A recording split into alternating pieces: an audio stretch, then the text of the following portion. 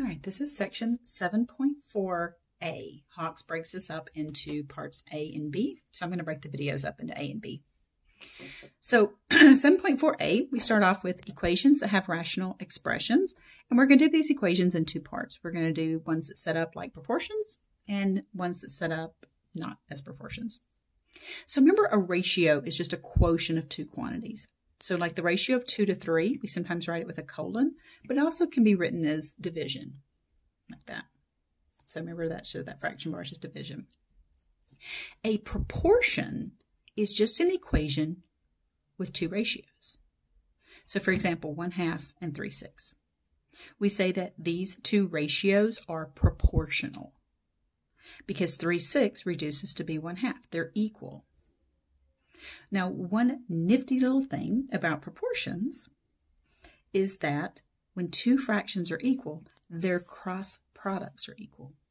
So 6 times 1, 2 times 3.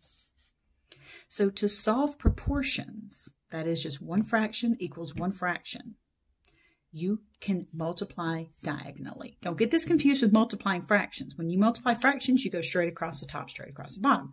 That's different. This is cross multiplying. Okay, so now you might remember doing some of these in a previous course. So if so, that's awesome. Okay, so if I was going to solve this, I realize I already wrote arrows over it. Sorry about that. 24 over 168 equals x over 175. All you have to do is cross multiply. When you do that, you're going to get an equation. You're going to get 175 times 24, and then 168 times x. That becomes, this product is 4,200 equals 168x. This is an equation from chapter 2. That smushing right there is multiplication. So you know how to undo that smushing. You know how to undo that multiplication with division. So you divide both sides by 168. Right? You can use your calculator if you need. And you get x equals 25. So what that means is 25 over 175 is equivalent fraction to 24 over 168. So these, as far as equations with rational expressions go, these are the ones that you want to do because I don't know, these kind of tend to be the easier ones. All right, so let's look at this one. I hope you can see past my arrows. So 3x plus 1 over 4 equals 2x plus 1 over 3. So I went ahead and drew in the arrows for you. We're going to multiply this out. And in multiplying that, it gets rid of the fractions too. We do have to distribute. So go ahead, distribute that out. We won't have any more fractions because this cross multiplying is going to get rid of them. Distribute that out. And then this becomes an equation that is similar to back in chapter 2, like 2.4, 2.5. So pause the video, distribute that out, and see if you can finish solving that equation. So we get 9x plus 3 equals 8x plus 4. So you'll recall we got to get all of our variables on one side. So I'm going to subtract 8x from both sides. That gives me 1x plus 3 equals 4. This is a two-step equation. So I'm going to subtract 3 from both sides, and I get 1x equals 1. I don't have to divide both sides by 1 here. If you did, it wouldn't matter. I mean, you still get 1. But if you just recognize that that one right there doesn't have to be written, and it's the same as that. So you're done. You can always check your answer, just like with any other equation. You can plug 1 back in here and do 3 times 1 plus 1 over 4. That fraction should be the same as 2 times 1 plus 1 over 3. All right, so let's look at the next one here. I'll come back to this stuff, this highlighted stuff off to the side at the end. So let's do some distributing. This is very similar to the last one, so pause the video and try to do this one.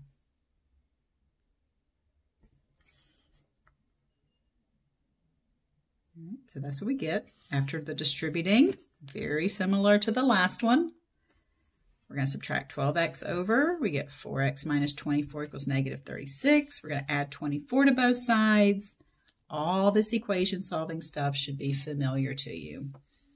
Then I am going to have to do the division by 4. I didn't have to divide by 1 up here. So I get -3. That's okay to get a negative answer. Now, something about this one that I haven't had with A and B, and that was restrictions. You might remember that from 7.1. Restrictions come from the denominator. They are things where, hey, the denominator can't be 0. So what I do is I set the denominator equal to 0 and solve it. And then, you know, I just kind of put that slash through there because I'm used to doing that for other algebra courses where we say, hey, that's a restriction. If you just put x equals 3 as a restricted value, that's okay. Another restricted value comes from the other denominator set equal to 0. So I added 3 to both sides and then divided by 2. So I didn't show a whole lot of work over here because it's just some equations that I hope you're more comfortable with. But Hawks may ask you for the restrictions on some of these. Now, I didn't have to talk about restrictions here because I didn't have any variables in the denominator. So it's only when you have variables in the denominator that you have to worry about those restrictions. Now, is this answer one of those restrictions? No, that's a -3, it's a +3. If that ever happens, that your answer is a restriction, then that's not an answer. So it's called an extraneous solution if you want the super sexy, you know, Scrabble winning kind of term. All right, so let's look at another one here. X plus 9 over 3x plus 2 equals 5 over 8. Let's cross multiply, get the equation that results, and then try to solve that equation. You can do this. So multiplying that out, cross multiplying, and then distributing. I'm going to move that 15x to the other side.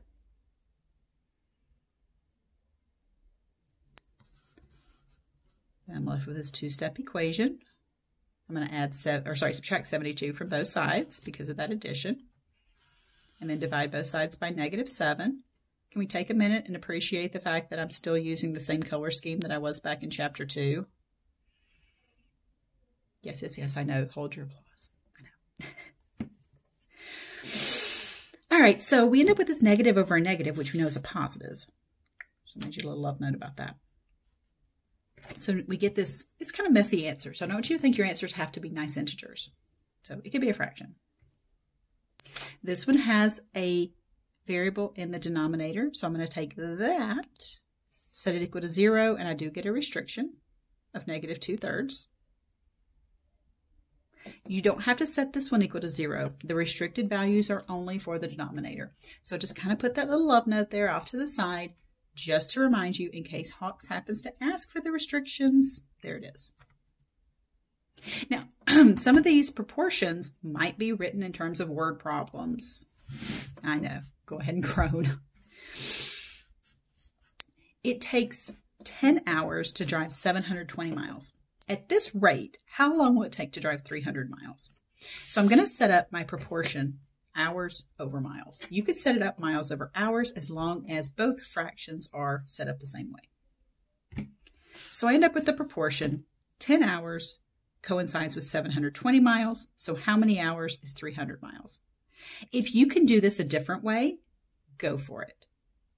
And I really mean that. That's not sarcasm. Like, some people will say, well, I would just take the miles divided by the hours and then, you know, get that decimal, multiply it by 300, whatever, you know, however you can do this. Some people just have their ways of, you know, their own little kind of math witchcraft that works. So if you have that, do it. So we're gonna cross multiply, and we get 3,000 equals 720x. Divide both sides by 720. I didn't really write on here. And we get 25 over 6, or 4.16 hours. So make sure your answer is reasonable, right? That's less than half of the distance, so it should take less than half of the time. Okay, so that concludes the first part of 7.4. This is solving those rational equations that set up as proportions. So that concludes this part.